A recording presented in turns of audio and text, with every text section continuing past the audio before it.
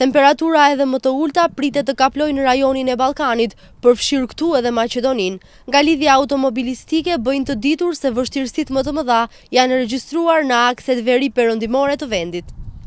Ndalesa për lëvizjet automjeteve të rënda transportuese në aksin rrugor Strug, vendkalimi kufitar Qafthan, është hequr në orën 10:30, në aksin rrugor Strash Kërçov është hequr në orën 9:50 dhe në aksin rrugor Kriva Pallank, vendkalimi kufitar Deve Bair në orën 9:15, ndërsa kjo mas është hequr pasdite në aksin Mavrov-Dibër, deklarojnë nga Automoto Lidhja e Maqedonisë. Ndalesa të herpashershme për qarkullim të automjeteve të rënda ka edhe në akset rrugore Tetov Kodra e Diellit. Në mënyrë parandaluese, ndalesë për kamion është vendosur edhe në qafën malore të Presekës. Nga e hëna pritet që dukshëm të ulen temperaturat. Në shumë qytete të vendit pritet që temperaturat të arrijnë deri në -15°C, deklarojnë nga enti hidrometeorologjik.